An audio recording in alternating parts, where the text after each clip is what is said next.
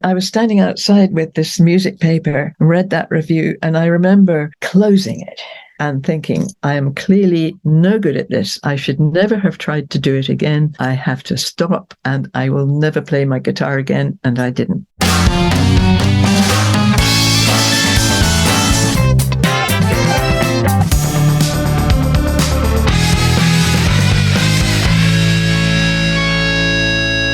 Welcome to Discograffiti, the podcast that gives Gen X music maniacs a chance to smell like teen spirit again by connecting with a brotherhood obsessed with rating the entire discography of every single artist and band that ever mattered.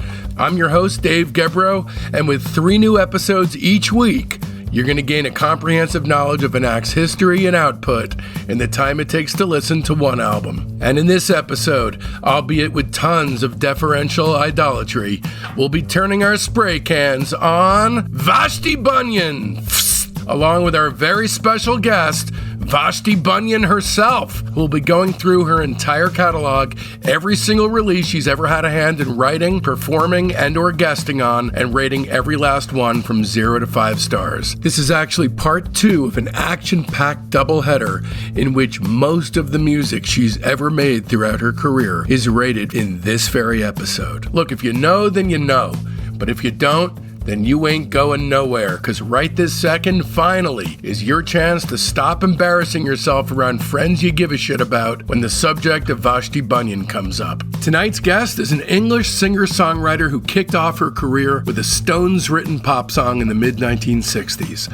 She released her debut album, Just Another Diamond Day, 5 years later in 1970, after living homeless and traveling the UK countryside by horse in her quest for a utopian life promised by an island paradise recently acquired by Donovan. Her record sold practically nothing, and Bunyan immediately put her career in mothballs for over 3 decades. By then, her once ludicrously obscure debut had acquired a large and devoted cult following. As if to make up for lost time, the second phase of her musical career has been jaw-droppingly productive. Vashti Bunyan is a legend. In this episode, we'll hear about the collaboration with Nick Drake that never was, how she really feels about Just Another Diamond Day, and why she didn't write or sing for over 30 years. Okay, first things first, you need to know just how seriously I take this craziness. Discograffiti is a music obsessive's dream come true.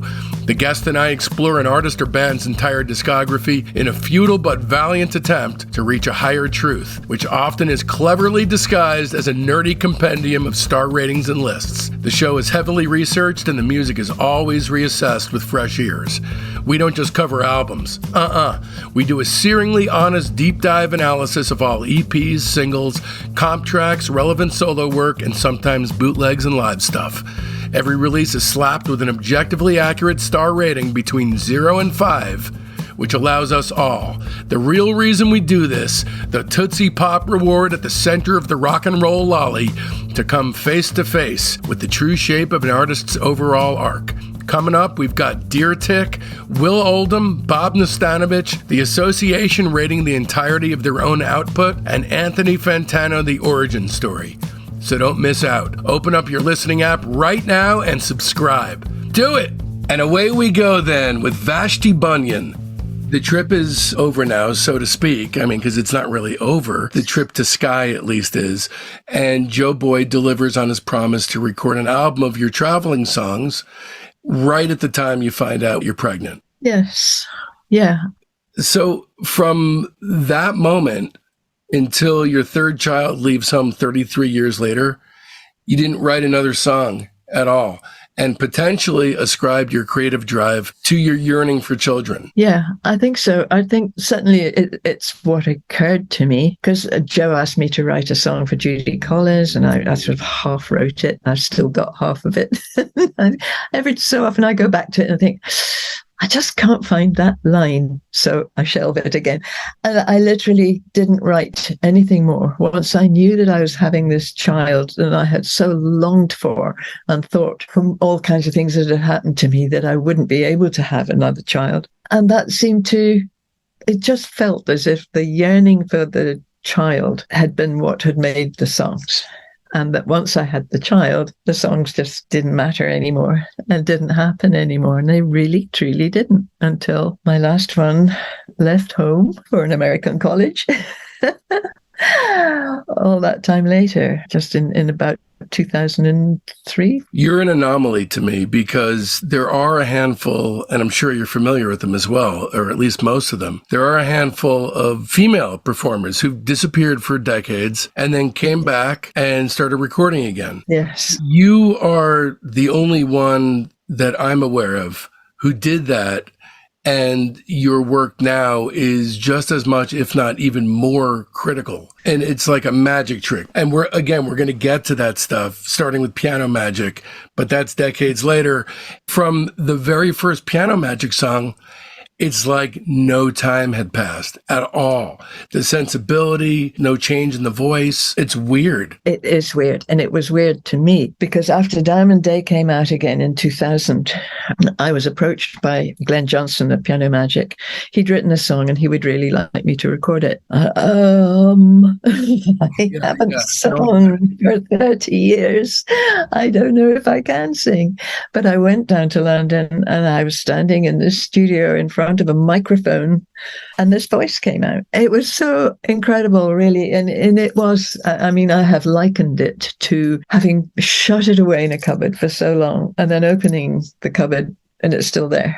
I was walking on air. I was just so happy to be in a studio again, to be with musicians again, and to be actually singing. It was fantastic. We're jumping. We haven't even talked about Diamond Day, but the fact that you were able to do that is, in a lot of ways, the most surprising aspect of your tale. Well, I think so. And it was a huge surprise to me. Sure. And it made me want to start again. It made me want to try again. Because Diamond Day, just another Diamond Day, because the album came out in 1970, but I had a baby by the time it came out. You know, the songs were written throughout 1968 into 69. They were recorded at the end of 69. They didn't come out on the album until the end of 1970. And so they missed their time. You know, if I'd been able to put out that album at the end of 68 or even the end of 69, it might have worked better. But by time the end of 1970 into 71 came, you know, it was a totally different world. And it didn't mean anything to anybody. But then when it came out again in 2000, it seemed to mean a lot to a lot of people. Yeah. And to a generation that were the kind of age that I was when I was writing those songs. And it just, I don't know, it was kind of miracle, really. I'm jealous that you get to experience something like that because no one could know how something like that would feel. And I can't describe it. Of course, I can't describe it. And then, of course, during the 70s, you know, you refer in your book to the reason why people were listening to it in the 70s is because of Fairport people being on your record. But the interesting notion now is that in the year 2023, your sensibility is far more commanding as far as what people are influenced by than Fairport. Oh, you think? Oh, yeah. That would have pleased me so much back in 1970. It's a shame, really, because the whole of Diamond Day, the whole of the album, I really didn't like it back in its day. And I wasn't surprised that it didn't go anywhere because it didn't feel like me. I loved the songs that were arranged by Robert Kirby, who had done Nick Drake's songs, although I didn't know Nick Drake at all or his music, but I loved what Robert Kirby did for my songs. The more folky kind of treatment of the songs didn't sit well with me when I heard it eventually. I mean, I didn't hear it for another year after we had recorded it. Well, 9 months maybe, but anyway, a long time. And I had my baby since then. And then I got this acetate from Joe Boyd sent from America. And I just didn't recognize myself. Some of the songs I did, but a lot of them I really didn't. I didn't have any faith in it at all. And neither did anybody else. It was never played anywhere. I never saw it in any shops or anything. Even my family didn't mention it. You know, it completely disappeared out of my life. And I have since met Joe Boyd, who said he apologized to me for having brought the folky musicians in to recording Diamond Day and making it so that I was part of that family of folk singers and that it had sort of condemned me to being called a folk singer for the rest of my life. And he apologized for that. But he said that when he visited me and Robert with our horse and our wagon and our dogs living out in the middle of nowhere, he thought we lived the most folky life of anybody he had ever come across. And so, of course, that's what he thought we were, what he thought I was. That's the thing about the ways in which you chose to live. It really allows people's minds to run wild because people engage with it, whatever kind of baggage they bring to the table as far as the notion of living free and living wild like that. You were living your own reality, which had nothing to do with that. Yes, that's right. That's right. And yes, people's perception, so many different people's perception of it. And then when it all condensed into this album of songs, I wrote the songs going along, not thinking that I would record them.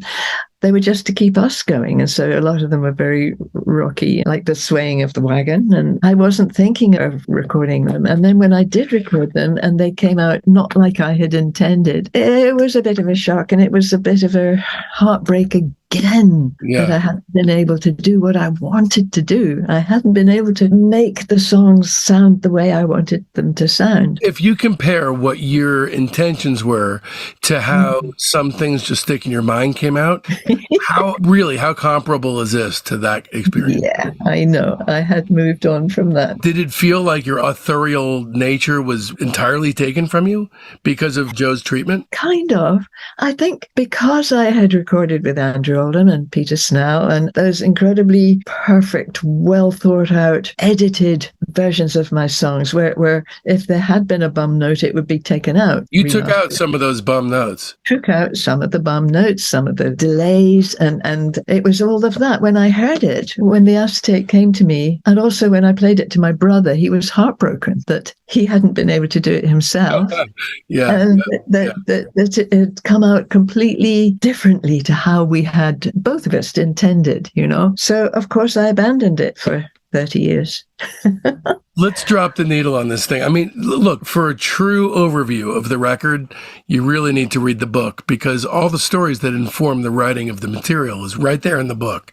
So I'm not going to dive too deeply into it. I thought about ascribing each of the songs as we went to the experiences that gave birth to them, but I feel like it's better suited for a reader to experience that. That's very good. Thank you. As far as the songs themselves, I feel like the record, in a way, is beyond reproach. You don't feel that way, I'm sure, because, you're the person who did it. But Diamond Day, right out of the gate, one of my favorite songs of all time. The arrangement and the material here, I think, is the perfect merger of each. I don't know if you feel similarly or you feel like it's off base. I love it now. Okay. I have forgiven it now. I have understood that how it came about, how it was in Joe's mind, how it was in the other musicians' minds, and I really love it now. And the song Diamond Day, that was a Robert Kirby arrangement, and he just did it so perfectly, just understood what I meant so perfectly. And so that first song, Diamond Day, I would definitely give that a 5. You don't have to rate all the songs. I can't possibly, but if I were to, that would be the one that would have a 5. Yeah, this is my favorite song on the record. As far as the production goes, it's a little bit more fleshed out than the rest of the record. Yeah. On the other hand, I do love Rose Hit November, which was just me and John James and Robin Williamson on harp and penny whistle. And it sounds very folky, but still, I love it. I love Rose Hit November. I think it said what I wanted to say. The keyboard was the dulcitone that had traveled with us, a fun little keyboard. What exactly is that? What sounds like bells? That's the dulcitone. Really amazing sound. Yeah. There's not a single song that I don't think is great. I do agree with you, but this is splitting hairs. That Jog Along Bess it's almost laughably jaunty. I do understand why you're not a huge fan of that one, but I am mystified as to why you really don't like it, right? I didn't like the fiddle on it. It was very kind of Robin to play it at all, but I prefer it with just the piano and the guitar. It wasn't supposed to be so jaunty, and the fiddle does make it very, very, very jaunty. It was meant to be just a story. The strange thing about writing that song was that I was in a miserable, damp, deserted glen in Scotland, sitting in the rain, sitting against a cold stone wall, and writing a song like Jog Along Bess, one of the happiest songs. Yeah.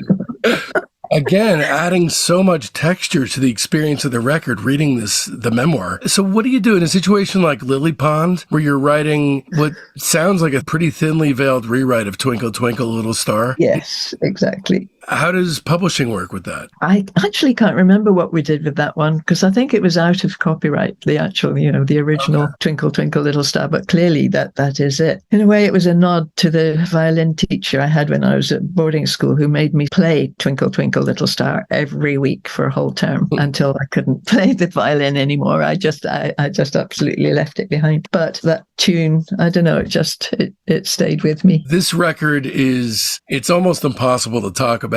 It really is just something that needs to be experienced. When I discovered it, there were very few people who I knew who were able to have an informed conversation about you. Since then, thank God you've released other records and things of that nature, and now the memoir. I don't want to really dissect it too much. It's kind of perfect exactly how it is. And I transcribed it exactly how you say it in From Here to Before. Diamond Day wasn't meant to be a folk record, and probably left to my own devices, it would have been a much more melancholy record than it turned out. I think now it's a wonderful picture of the time it was made in and all the musicians that were working at that time. And also it's representative of Joe at the time. I don't think it's necessarily representative of me at the time, although it looks it from here. It looks like the story. It looks like the hills. It looks like the rivers and the brackens and the beautiful sea. And it sounds like all of those things. But for me at the time, I wasn't living in the hills and the beautiful sea. I was living in my head. Oh, yes. Yep. So perfectly put. I mean, that's the twist. If you know the record for a long time, I didn't pick these things up listening to it. The wish fulfillment fantasy was so all-encompassing that notion never even entered into my head, that you were wishing so badly it would be like this instead of actually being like this. Yes, exactly. It was a fantasy. It was a total fantasy. It turned out to be. But that journey did still inform the rest of my life, and the songs do represent it. And, the coolest thing about the record, and it is one of the all-time great, if you want to use the term, cult records that have ever been released, is that all your listeners are chasing a concept of what you went through. When at the time you mainly recollected is that you and Robert were wandering the countrysides doing just that, chasing concepts. Yes. Is that fair to say? Yeah, that you were? Absolutely. So, the more and more I think about it, and I've been thinking about your work nonstop for weeks now, is that you're wandering the countryside chasing ideas, and then people listening to your work are chasing those same ideas. It's almost like the reality of it is the fantasy or something. It'd be an odd thing to think about. Different people will find different things in the songs.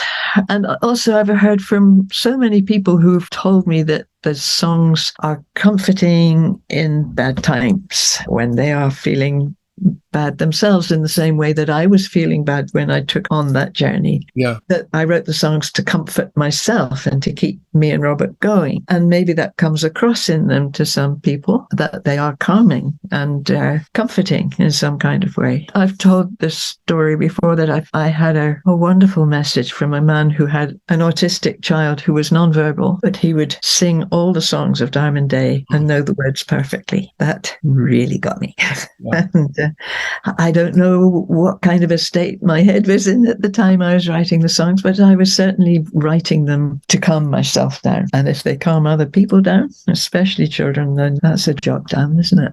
So all these years later, with all the grappling you've done with the legacy of what this work is, on this particular evening where you are today, what do you give this record? The whole record of Just Another Diamond Day? Yeah.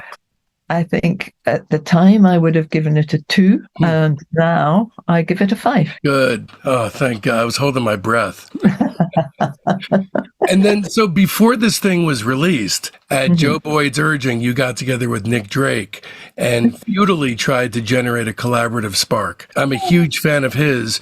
I can only imagine how awkward that situation may have been based on your writing of it. Anything that you remember about there being anything that was good that came out of it, or no? Oh, nothing. No, he had his back to me. I was sitting on the sofa with my baby and my guitar, and every time I picked up my guitar, my baby would cry. And I don't don't know why there wasn't somebody else that I could hand the baby over to, but there doesn't seem to have been. Nick was just sort of messing about on the piano, and because I couldn't join in any way, we just sort of quietly gave up, and I went home with my baby and my guitar. Nothing ever came of it. And now Joe thinks, what was he thinking? That, he knew both of us. He knew that we were both uncommunicative. Neither of us knew the other's music. And, what was he thinking? And now he says, what was I thinking? It was never going to work. Never going to work. We were both very individual. And I think we were both fairly protective of our own songs. Yeah. And the thought of writing with another person, that wasn't going to work, even if it was Nick Drake. Look, sensibility-wise, it makes sense, but maybe personality-wise, it doesn't. Oh, personality, no. And time, yeah. And I think he was already getting very ill, and it just really wasn't going to work. At the time when the record came out, you were living in the incredible string band Scientological compound, and you read a single review where the person said that the record upset them. And just based on that one review, you said, well, that's it for that. I'm never doing that again. And so that's it. You packed it up. Not kind of. You really packed it up. I really, really, really packed it up. It was because the reviewer said that listening to the album had made him feel depressed. Right. And I thought, how could I have done something so dreadful to somebody to make them so unhappy with that album? I was standing outside number 2 Glen Row with this music paper, read that review, and I remember closing it and thinking, I am clearly no good at this. I should never have tried to do it again. I have to stop, and I will never play my guitar again. And I didn't. So power of those kinds of reviews. And, people say the good reviews, you don't remember them, but the bad ones stick in your head forever. And that's true. It did. Yeah. I mean, after we get off the phone, maybe you'll only remember my 3-star review of 17 Pink Sugar Elephants. But yeah, it sucks when you're an artist. You're opening yourself up for criticism, and there's that sensitivity that normal people can't even connect with. So in the next 27 years or 26 years, from 1971 until that day where you scratched your chin and decided to walk over to the computer and look up your name? That was in 96, yes. 96. You raised 3 children. You furiously backpedaled against anyone finding out that you had this prior existence. Yes, absolutely. My kids, later on, they told me that they found an old tape copy of the Diamond Day album, because I didn't have any original copies, that somebody had made me a tape and I'd shoved it away. But the kids would take it out to the car and play it there. And I never knew, because I had forbidden them to listen to it. I mean, how crazy is that? But anyway. It's not crazy. There's a lot of pain that can go into one's, I'm a filmmaker. I've made 2 movies, and I've never been able to figure out how to successfully divorce myself from the work. Right. Yes, it's very hard. Very hard. And even when people say wonderful things about it, it's still hard. One day in 1996, you have a sudden notion. You walk over to your computer, turn that thing on, and you type your name into a search engine, which winds up changing the rest of your life. Yeah, I typed my name into Alta Vista. It was pre-Google. There was no Google yet. Hey lads and ladies, Dave Gebrow here. I abandoned my career and moved my family 3,000 miles to be able to focus exclusively on Discograffiti. And so if you're like me and enough is just never enough, then please visit patreon.com/Discograffiti and become one of our Patreon soldiers of sound. Discograffiti is an entirely listener-supported show, and it's also intended to be a 3 times a week music deep dive experience. So do us both a favor and consider giving it a shot. Trust me, I'm working hard for the money, so hard for it, honey. There's the main show on Friday, a Monday wildcard episode, which is either a soul-bearing interview with that week's special guest, or an offshoot show like Queasy Listening and Rock Cousteau. And then on Wednesdays, there's the humdinger of them all, Discograffiti's The Private Press with Paul Major. You got nothing to lose. If you don't dig it after a month, you're refunded, no questions asked. Once again, that's patreon.com/Discograffiti. This brings us to phase 3. Just another life to live. But thank God this is how you chose to live it, Vashti. 2000 to right this second. This leads to July 2000, the reissue of Just Another Diamond Day. 1,000 things come tumbling out of that event. Oh, heavens, yes. Really. I mean, even just finding the master tape that had been in a tape library for 30 years, and actually finding it and getting it and being able to put out Diamond Day again was extraordinary. But one of the most extraordinary things that happened when we were preparing it for release was taking the master tape into a studio and hearing it for the first time through big speakers when I'd only ever heard it on scratchy record players or scratchy tapes. And to hear what Joe did for the first time was a revelation. It was an amazing day, an extraordinary day to hear it, really, and to have a little bit more faith that when it was to come out again on this tiny little label, and I thought, oh goodness, it's going to happen again, it's going to be dismissed as nursery rhymes and silly stuff. But it didn't, and it was wonderful reviews and people saying stuff about it that oh goodness, if it had happened back in 1970, well, my life would have been very different, and I don't regret those 30 years at all. I really don't.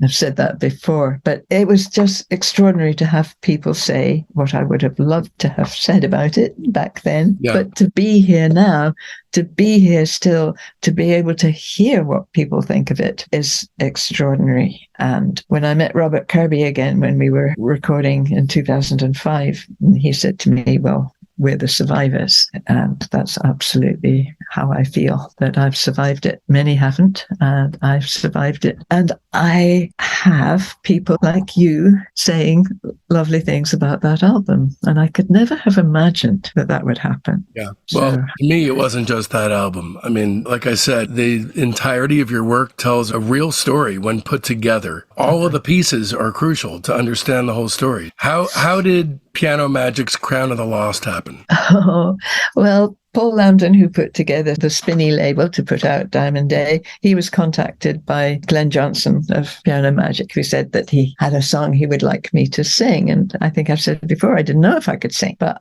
I went down to London and I could sing. And it was the most extraordinary door opening for me. The song, I found it quite difficult to sing the song because it's somebody else's song, but I was just so grateful to have that chance. And later on, I did another song for Piano Magic, which Dark Ages. I think that the way they recorded my voice for Dark Ages was the best it's been recorded ever. Wow. They're very different. The two tracks, the first one is much more in your typical style. The second one has a gothic darkness about it, which is a twist on what you usually do. Yes, it was. And I really enjoyed the difference. I loved that song as well. And it was so different to anything I'd ever done. That was great. Yeah, it's a crazy reintroduction. So I'm thinking of one person in particular. I'm not going to say the name, but it was a similar situation as yours. Decades went by, the person came back, released a record, and it felt really soporific and new agey to me. Mm-hmm. Your stuff is brimming with intensity in the same way, if not more so, because you have the reality of decades of lived-in experience conjoined with, for lack of a better term, that nursery rhyme quality. So it gives it a texture that is crucial, I think, to understanding the early stuff, too. Right. But Crown of the Lost, I would give 5 stars. One of the most befuddlingly impressive from out of nowhere comebacks I've ever heard. And then in 2004, Dark Ages, I give that 4 stars. I don't like it quite as much as you, but there's still so ridiculously of high quality. Yeah, I think the recording of it, the production of it was amazing. And the guitarist, I thought he was wonderful. I can't remember his name, which is terrible, but he was incredibly good. And Piano Magic as a band and Glenn Johnson's songs, I just had great admiration for them. So what do you give these two? If you want, you can bow out of rating other people. Writers Without Homes, I would give 4, I think, because I was quite uncertain in my singing. But with Dark Ages, I was much more confident. So I think I would give that 5. Cool. And then that same year, you were adopted as the den mother of the freak folk movement, thanks to Devendra Banhart, who reportedly writes your name on his arm before some concerts. Do you find that disconcerting? I don't think he does anymore. You feel hurt that he doesn't anymore? I don't think so. I think it was when he was first going out and playing to people, those nerve-wracking first shows that he did. I think that he did write my name on his arm, and somebody saw it and wrote it down on Wikipedia or somewhere like that Devendra Banhart writes her name on his arm when he goes out to sing. But, that was very early days. I'm sure he doesn't do it anymore. Yeah, the Golden Apples of the Sun is basically the Rosetta Stone or the text of the Greek folk movement. And there you are with Devendra on Rejoicing in the Hands, which feels like a Diamond Day era mainstay, like not even an outtake. It feels like, there's sort of a sing-song aspect to the melody, which has a similar vibe. Did you have a hand in writing the song as well? No, not at all. No. And it was when I was first recording stuff for myself at home. I think after Diamond Day came out, and the first royalty check I got was such a shock, and it was just so wonderful. And I went out and I bought a Mac, one of those great big enormous ones. From back then, and a keyboard and a little mixer and some music software. And I was just beginning. And Devendra sent me his song, and I was able to put my part on the top and send it back to him across the Atlantic. And that was such a great thing to be able to do, something I had never imagined I would be able to do. But I didn't write the song at all. I actually got the words pinned to the back of my door still. Nice. I love this song. This is a hard 5 stars for me. I love it. Rejoicing in the Hands. Oh my goodness. Yes. Well, it's a crazy song, but yes, I loved it. And I sang my part, sent it back. And we've done that a few times since. It works out really well. But that very first time seemed like a miracle. I could record something here in Edinburgh and send it to him in California. And oh my goodness. I'm guessing this is a 5 for you. Yes, definitely. Rejoicing in the Hands, because it was my first outing with Devendra's songs. I think it's definitely a 5 for that. Around this time, I remember thinking, like, this is amazing. Not only, she's been gone for such a long time, but now it's like you're shooting out sparks all over the place. Every few days, it seemed like there was some mention of you on Pitchfork. And, of course, Prospect Hummer comes out with Animal Collective at that time. That really blew me away. I was a fan of theirs. And then to hear your twin sensibilities merging like that. Yeah. So good.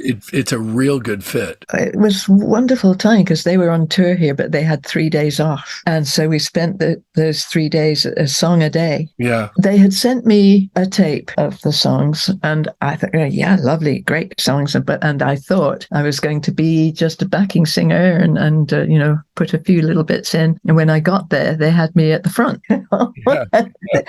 Wait a minute. Wait a minute. But they just pushed me and pushed me and pushed me. And it was the best 3 days. It was just brilliant. Brilliant to be with them. Brilliant to see their genius as well, that they are so focused and so determined and so know what they want and they get it. And that was a really inspired period for them. Sung tongs. And it sounds kind of like your work. It sounds like, kids playing in a sandbox. Yours has a more somber quality to it. I'm talking about the 60s stuff, but it's not that far removed to think of the two things coming together. Yes. And I didn't know their music at that time at all. I hadn't listened to them. But once I did, I really understood what they wanted to do. It took a little while from when we recorded it to when it came out, and I'd more or less forgotten about it. But when I heard it again, I was so happy with what they'd done with the vocals. I especially like what they did with your voice on It's You. I don't know if you're improvising words, but the rushes of harp with your vocals sort of sandwiched in between is incredibly affecting. Yeah. Well, that's them. That's what they were doing. Yeah, I think I was swept along, and I was just able to do what they wanted of me, and also to put a bit of myself into it. 5 stars. Yeah. Now, of course, let's move on to Dead Pets. Okay. All All right. So for those who don't know, that's your original title, which I think is pretty cool. I do prefer Look Aftering, but especially because it's so not a gentle name. Well, that's what I wanted. I wanted to be a little bit shocking. I wasn't allowed because Fat Cat, the label, when I suggested that, Dead Pets, they said, well, that might work in the UK, but it will not work in the USA. It won't go down. So I said, well, why not? What's the difference? But anyway, I wasn't allowed to use it. So I don't know if you know this, but Miley Cyrus, several years after this, used that. Yes, yeah. I do know. And it made me extra cross. You should have sued her. All right. This one is unique to my ears because it feels to me there's like a dark, naughty vibe of deep forest magic and wonder on here, some of which is provided by Max Richter, but some of it is also in the songwriting. There's a mystery to it that separates it a little bit from your work. I don't know if I'm reading into it, but the sound of it. It's a slightly subverted twist on the pure innocence of Diamond Day, but still a variation on the old magic that happens when you don't hide your light. What the perfect summary from your book, during the mastering, I'd realized that the songs were a lot about looking back, where my first album had been so much about looking forward. Yeah. I love this one. I know you see a difference and a distinction between Look Aftering and Heart Leap, which came next. How do these two coexist for you in your mind? Look Aftering was a revelation to me, to be working with Max Richter, to understand how he worked. And we came to a lot of the arrangements together. I had made the demos and given them to him, and he had embellished some of them, left them exactly as they were, some of them.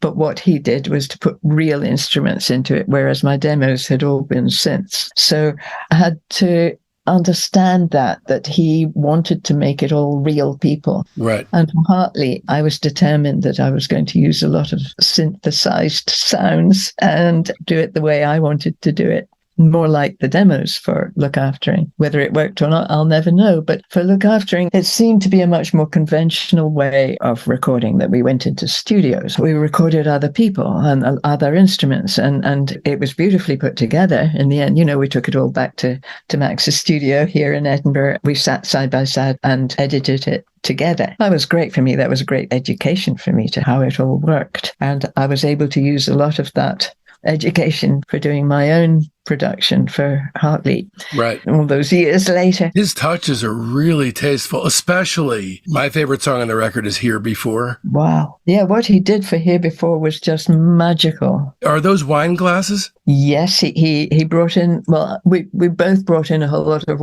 wine glasses to the studio, and he borrowed his little girl's violin bow, which was a very tiny one. We filled them with water up to the tone that we wanted for each glass, and he played them. I've got a beautiful photograph of him doing that, actually, of Max playing the wine glasses. That is a scarily good song. We were just in Vermont driving around in impossibly beautiful nature, and playing that during that section, my wife was like, whoa, what is this? This is amazing. It really has, for me, an almost synesthetically related sonic version of what feels to me like light peeking through trees. Oh, lovely. Yeah. So beautiful. It is. And he was very uncertain. He had been working on it himself. And when he played it to me, he said, what do you think about this? I thought it was just wonderful, absolutely beautiful. I would never have thought of that myself, to bring all those echoes and the different voices. And it just, well, it's Max. Max is a genius.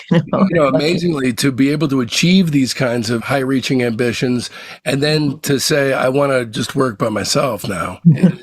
Again, that's why you have balls that are way, way bigger than anyone listening to this show, because you're not going to stay in one place for very long.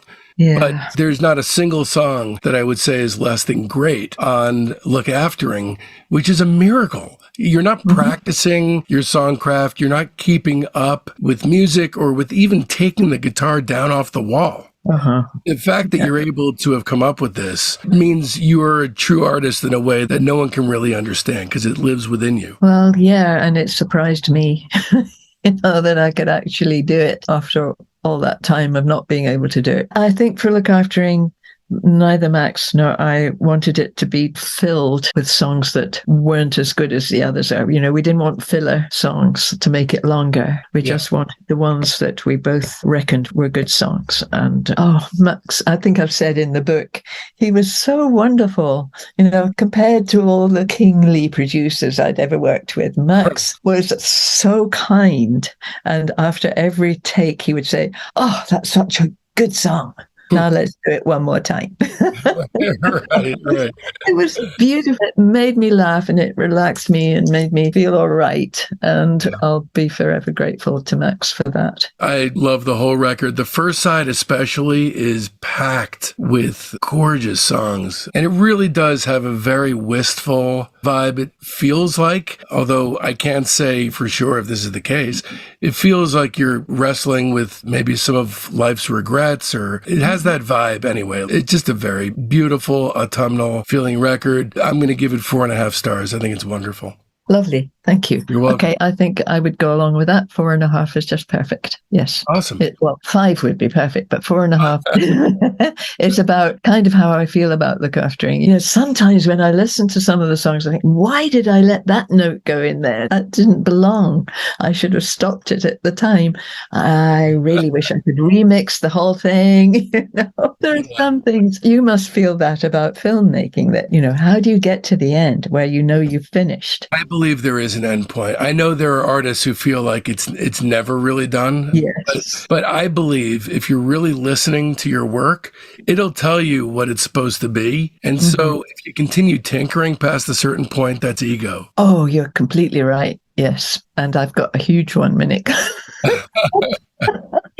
When it comes to every note has to be in the right place. No, I mean, and I get that. I do. And I'm not using the word ego in a, accusatory way. We've all got one. I know that I have a huge ego about the songs, the more recent one. Well, actually, what is awful about me and what my partner Al thinks is terrible about me as well is that if I listen to somebody's cover of one of my songs and if they haven't got the chord sequence completely right, I think, or if they haven't got the phrasing the way it's supposed to be, I get really agitated. Now, what kind of a control freak does that? I should be really honored that anybody should be covering any of my songs instead of getting agitated that they got it wrong. No, it makes sense to me. Look at what you went through in the 60s. So much of your stuff was shelved. So many men coming on board thinking they know what's best for you. It's surprising to me that you're not litigious, for God's sake. Really? I mean, certainly earned the right to have that attitude. Yeah. Well, that and getting angry at being called a folk singer, I think poor Al, he put up with an awful lot. I'm sure Al wakes up blessing the skies up above every day for his good fortune. So the next year, you get to cash in, but in a great way, because let's face it, Bob Dylan sold the Times the Era change into a bank. So when you have something that's ineffably removed from commercial considerations that then becomes a commercial, it's interesting. I think it adds to the song. It doesn't take away. I mean, look, Nick Drake, Pink Moon, car commercial. I've always thought about Nick Drake and Pink Moon, and wouldn't he have delighted in that? Would he have delighted, or would he have said, no, you can't have it? I don't think he would have refused it. I don't know. I don't know how he would have felt about it. But on his behalf, I'm really pleased that Pink Moon brought so many more people to know his music. Yeah. For me, when Diamond Day was taken up by T-Mobile, I was thrilled to bits. Really, it brought people to know the songs. And Robert Kirby at the time said, don't worry about it. Don't worry about all the people who are disappointed with you and cross with you for letting this happen. Music is meant to be heard. Yeah. And that really cheered me up that he said that I didn't have to hide away and be, be sorrowful to people that I'd done something terrible and I'd sold out. I was delighted, really. Yeah, it meant a lot. It meant a lot. I mean, I think we're also way past the time where this is considered a crass move. Yeah, we're past that as a society. So, keep selling them, please. And And then that next year, you got to legitimize or justify having stored those suitcases and photographs in your brother's attic for so long with the release of the double CD of Some Things Just Stick in Your Mind. Yes. That is awesome that exists.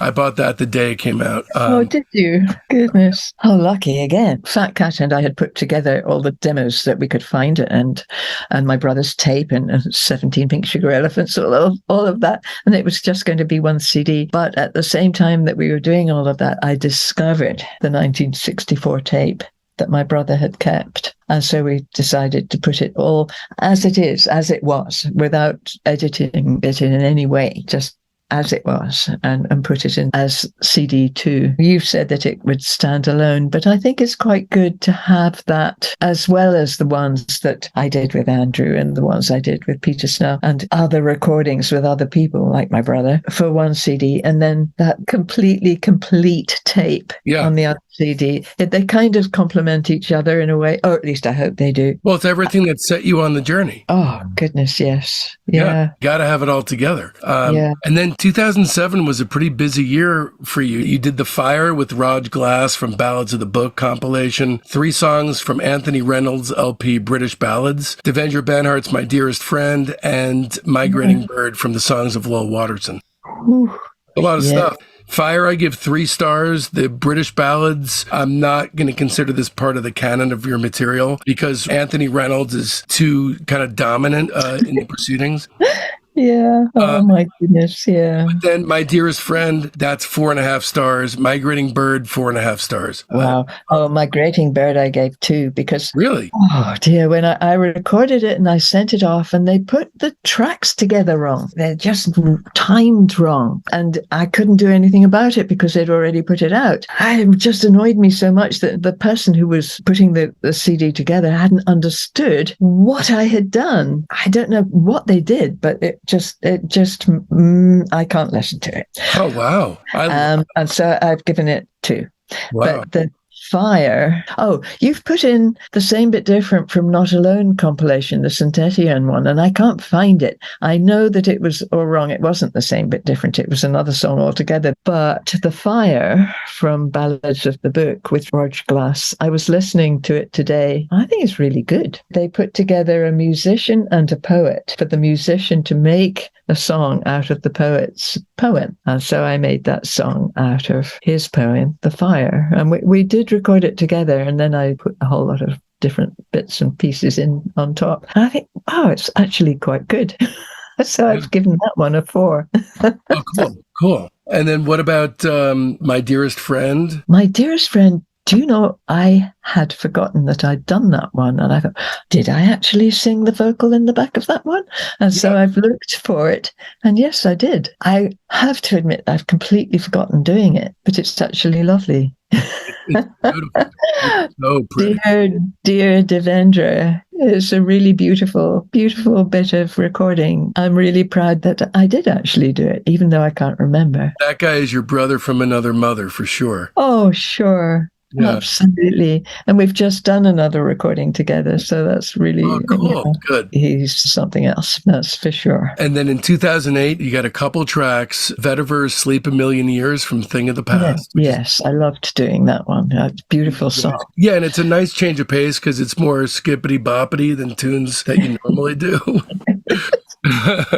And Martha, My Dear, which I believe you did with Max Richter from a Mojo CD, that is gorgeous. Oh my God, the harp and the bells. Yeah. When your friends line up to help you out, they really deliver. Oh, I know. And Max was so great. We recorded that in his studio, and halfway through the recording, his wife called to say that their little baby had the most terrible cold and she was really, really, really ill and he needed to come home. And so he did. And so we might have done more to it, but the way that it is the way that it was. And actually, it's lovely. It's my favorite of all your covers. It's my absolute favorite cover. Really? Oh, that's lovely. Yeah, I enjoyed singing that one. So I'll give Sleep a Million Years 3 stars. I'll give Martha, My Dear 5. Oh, right. Great. Oh, okay. I'll give it 5 as well in honor of his little baby who did get better.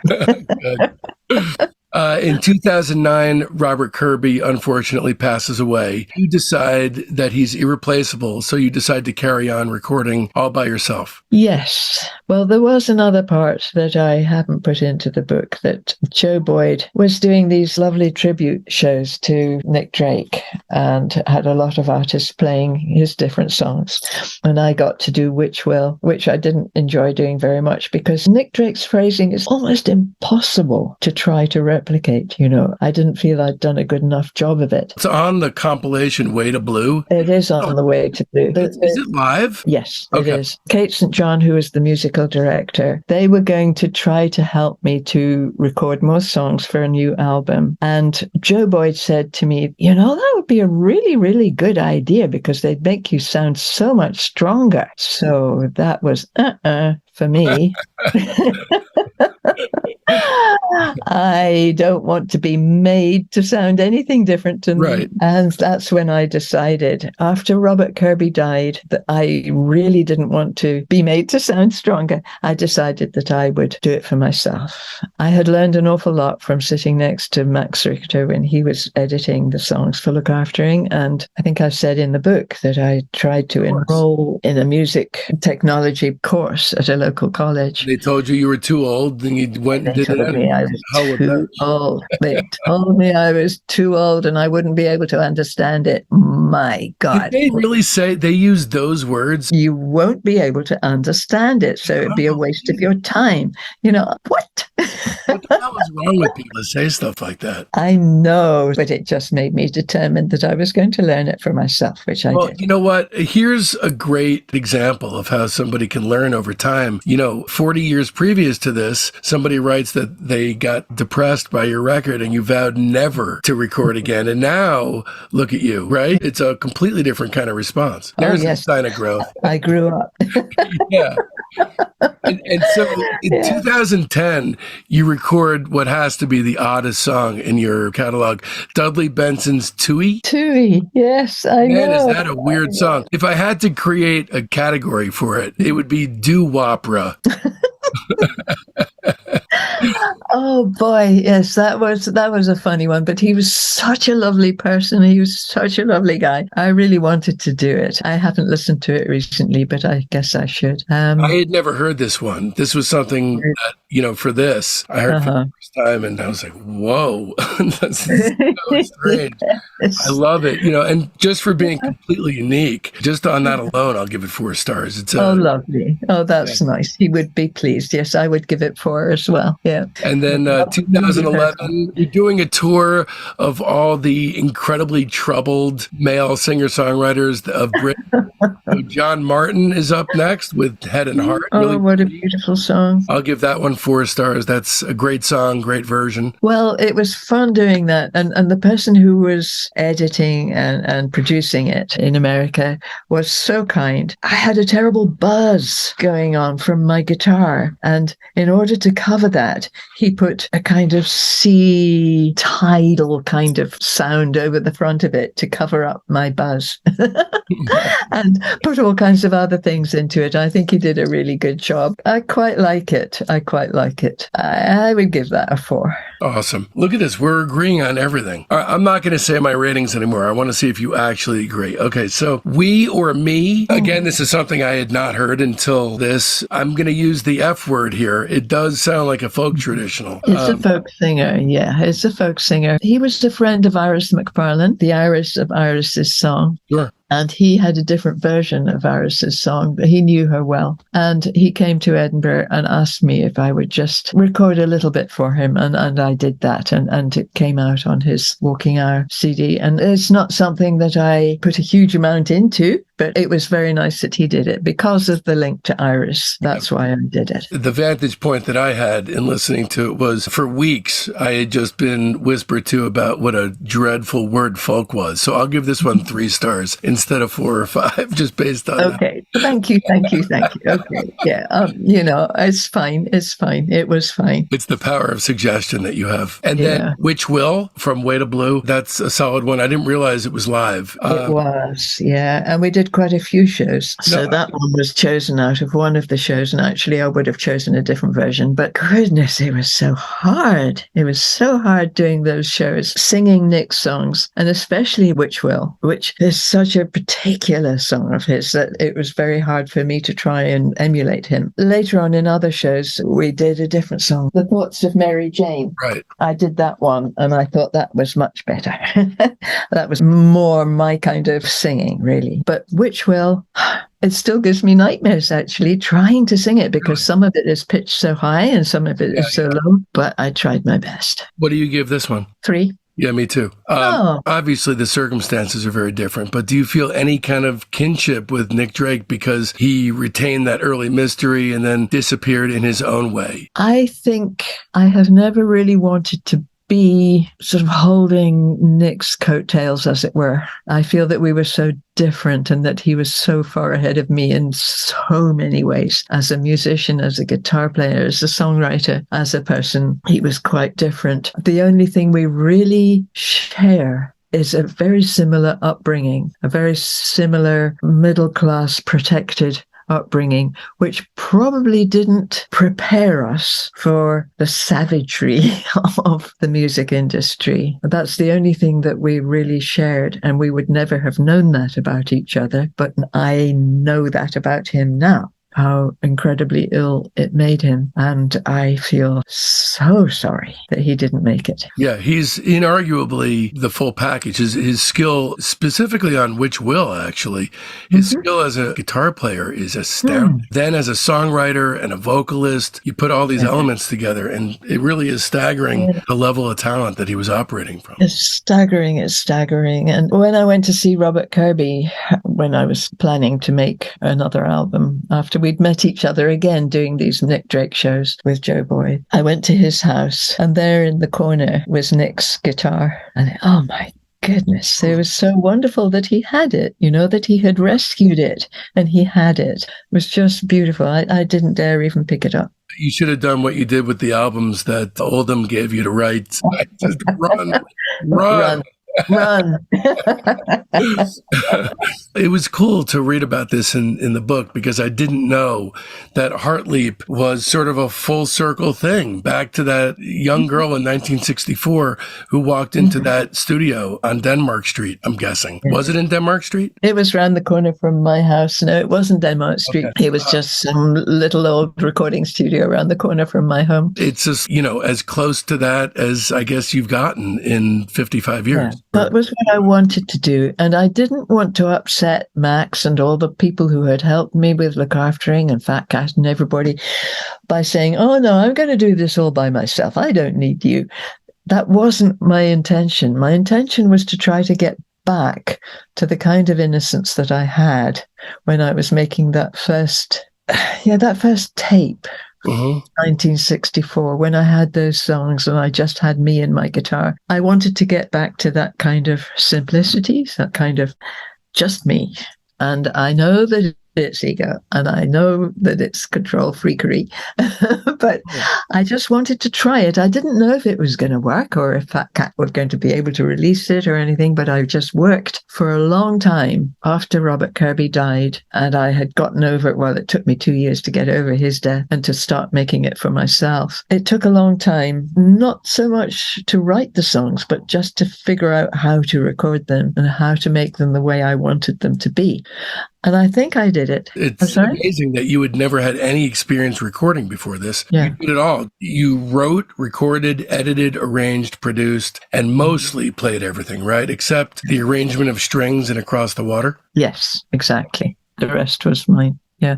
And that was Fiona and Ian Bedge. They just came up with that one day when we were rehearsing for a show, and I happened to record it. It was just off the cuff. It was a lovely arrangement, and I wanted to keep it. But the rest of it was all arranged by me. Were you starting to compose more on the piano by this point? Yes. What precipitated that change? I can't play the piano. I absolutely can't play the piano. But with my music program and with it sitting on my computer screen, I was able to record what would have been the right hand. And then the next track, I could record what would have been the left hand and put them together and make it sound as if I could play it. But I couldn't. I could only play one note at a time and then edit it. That was the most wonderful, joyful experience that I could actually do it that way. I could fake myself. And I really loved that. Now, there's a song called Mother on Heartleap, where actually there are 3 piano parts. So, I was wondering if we ever do this live, will anybody be able to do it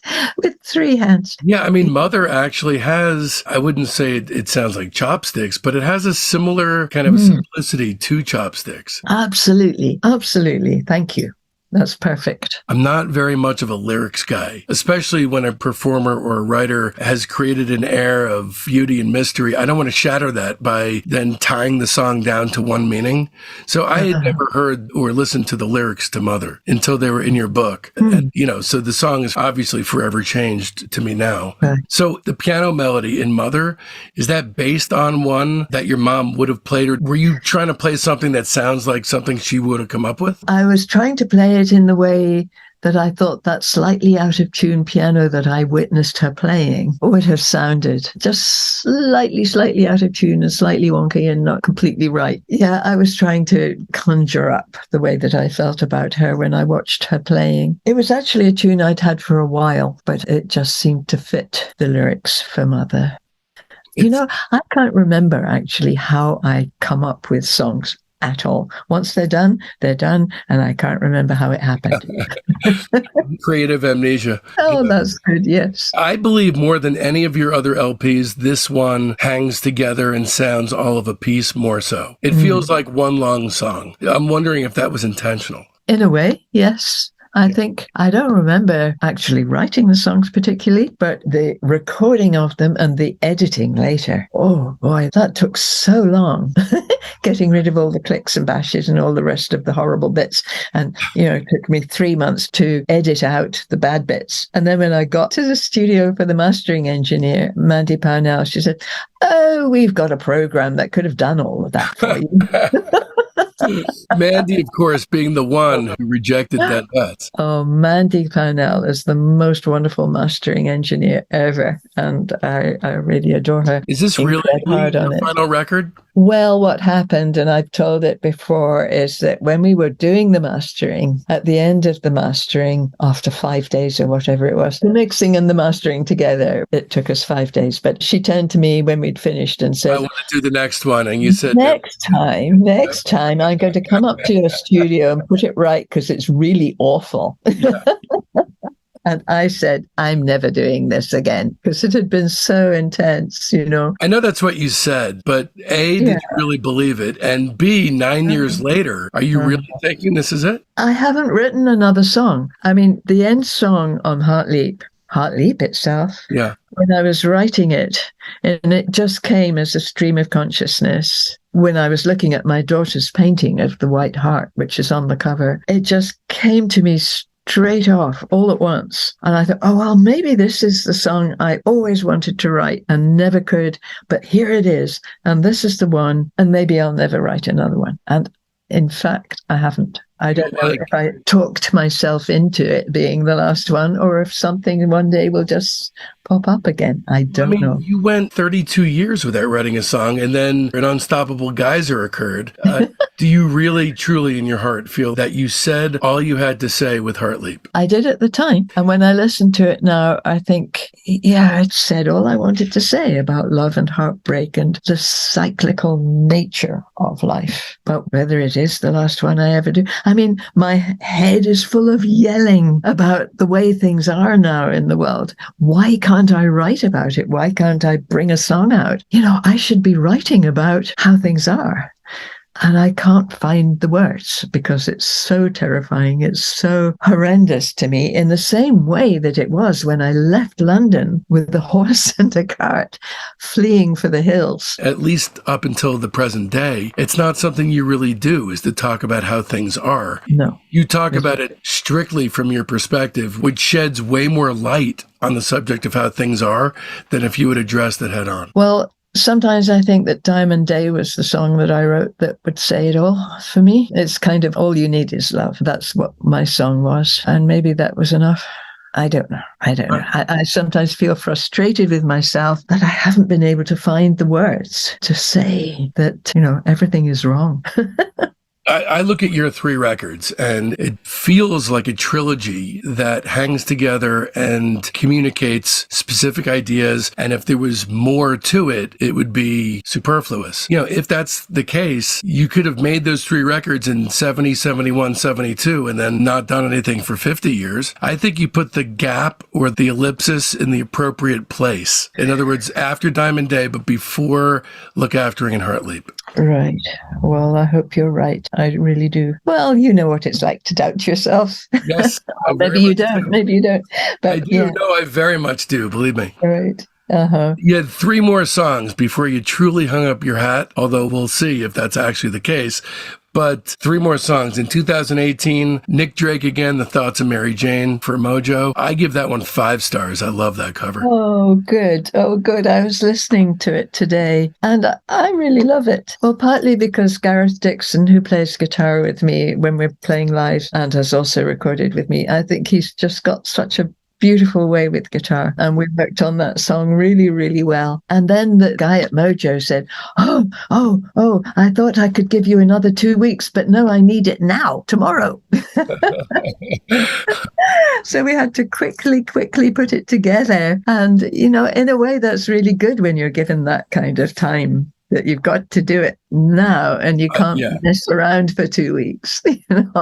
So that's what came out. Any kind of creative constraints or time constraints, almost always a good thing. What do you give that one? I give that one a 5. I think we did a really good job of it, especially with Gareth. We have the same taste in your material. Oh, good. And then my favorite of all your Devendra Banhart collaborations, Will I See You Tonight, from 2019, from Ma. Really great dramatic soaring strings on that too. That one I give 5. I love that song. I loved that song as well. I loved recording it. I sent all kinds of different versions, but what they chose I thought was absolutely right. It was really great. And then, correct me if I'm wrong, but the last song you've participated in up to this point is the Avalanche's Reflecting Light? Oh, yes. Okay. Oh, my goodness. That was such a wonderful thing. Really great. I thought, for the Avalanches in this time to choose to sample a song from I wrote it in 1968. I recorded it in 1969 and it came out in 1970. And there it is on their album now. They're sampling you. Sampling Glowworms, yes. I thought you were singing live on it. Okay, that's No, it's a sample from Diamond Day. Oh, that is cool. I did not realize that. That's awesome. Yeah, isn't that great? Yeah, so the last song you actively participated in was Will I See You Tonight? Yes. Okay. Wayward, Just Another Life to Live. As far as a book goes, a hard 5 stars. Thank you for forcing me to read. Even though you have a 4-year-old. Yeah, exactly. But, to say that I have to, it's for work, then they're off my back about it. So, right. Never, ever forget, Vashti, although I don't need to be the one to say it. I'm sure you say it every day. Perseverance furthers. Oh, for goodness sake, it absolutely does. Yeah, it really, really does. I say it all the time. Your life has borne that out. And I always do this toward the end of a show. One of the great things, and really the most wonderful thing, takeaway-wise for me, when I take an entire recorded output into consideration, is the overview and shape of that arc. I mean, often it gives you insight into somebody's aesthetic life that they wouldn't see because you're taking it all in at once. But whether or not that's the case, here's the little thing that I wrote about ingesting everything you've ever done.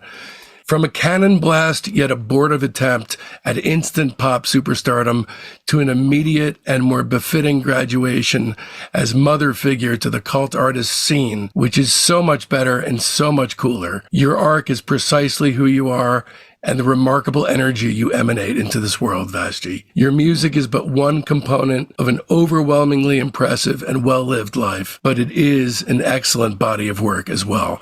You should be proud, never ashamed. Don't hide your light, please, never again.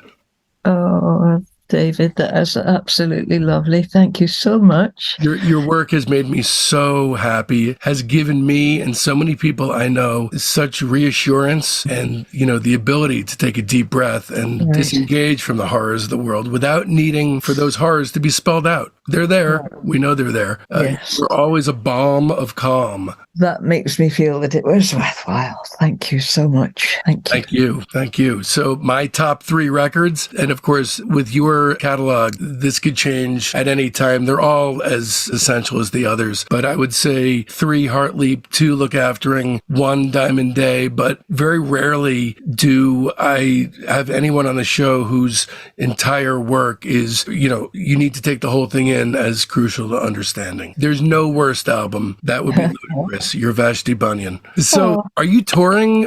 Is it all about the memoir now? Yes, it is. I've been doing all kinds of literary festivals and reading bits of the book and being interviewed by different people. And it's been a very different experience to music. The literary world is very different. And it's been fascinating. And I'm still working the book and enjoying it, really enjoying speaking to different people like you who have a different view. Everybody has a different view, and it's very good for me to get all kinds of different ideas from it. And I hope to write some more, maybe. But I haven't done any more live shows since the book came out here last April, but hopefully there'll be some more. I would definitely read a book about the look aftering days, not meaning the recording, but I mean, while you were look aftering from 1971 to 2000. Right. I know it kind of greets me as a whole, like I don't know what happened in there, but I think the idea is that the simple stuff that you were using to distract you from your own pain then just became the things that you did every day, period. Absolutely, yes. Yeah. And I've mentioned in the book that the year in Ireland when my baby was very little, and we went to Ireland for a whole year, traveling with horses and wagons, and it was the most extraordinary year. It was 1970 into 1971. In the south of Ireland and traveling through into the north of Ireland. And the things that happened to us, I didn't want to go into in the book very much, but I have sort of hinted that there might be another story to tell there. And that year was extraordinary, and I am writing it. I'm finding it difficult, but I am writing it, and I hope to bring that to some kind of fruition over the next year or so. Well, look, in stark contrast to what that jackass said when he wrote in his newspaper in 1971 about your record, I would say that there isn't a single thing that has emanated from you aesthetically that is less than completely essential. Oh my.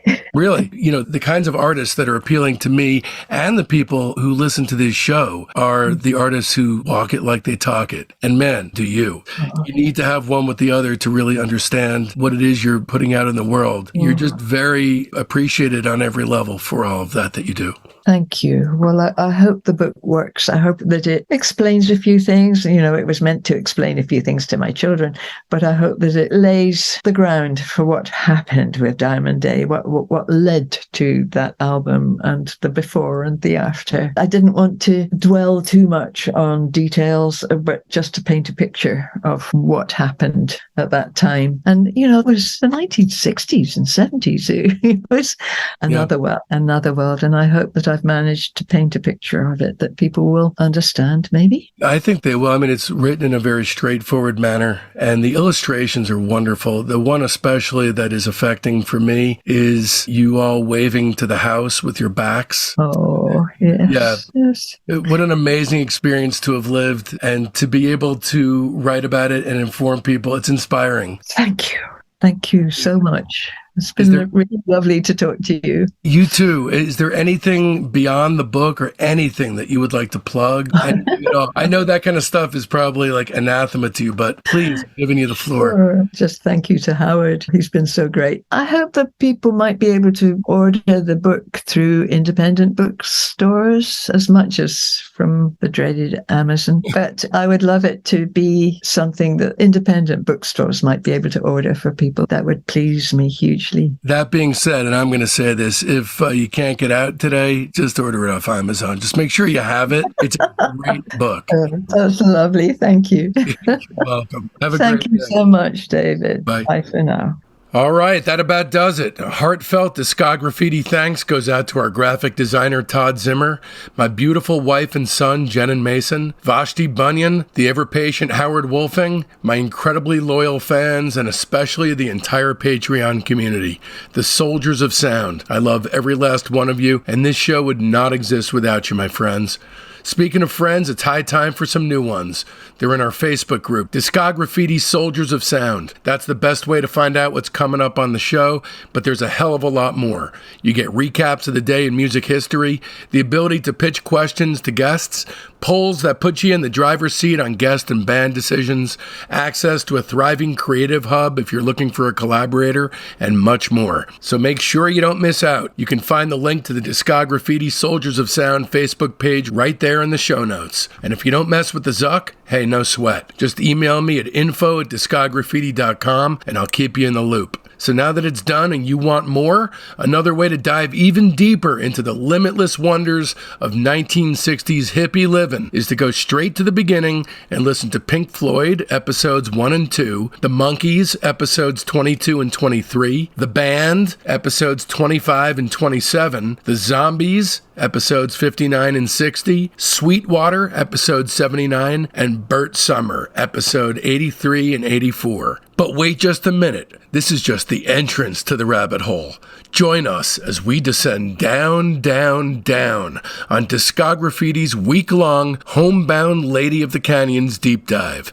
Of course, if you're a Patreon subscriber, then you already know to keep your ears peeled throughout the week, because this Monday brings the Patreon-only wildcard episode, the Vashti Bunyan Bonus Show Part 2, in which we extended our chat and created an entirely separate episode a couple days later because it was so much fun the first time around. Not to mention Wednesday's incredible Patreon-only episode of Discograffiti's The Private Press, A Letter Home, which is unquestionably the greatest Christmas album ever made. That's not at all a Christmas album. Not in the least, actually. Make sure you visit patreon.com/discograffiti and check out the thematically related deep dive as a music obsessive's way of life. And of course, be sure to mark your calendars, because next Friday, July 21st, we're coming at you with an interview with Dreamy Loop hypnotists Lorraine. You're not going to want to miss it. And so, from now until then, don't let our youth go to waste, lads and ladies. It's Discograffiti.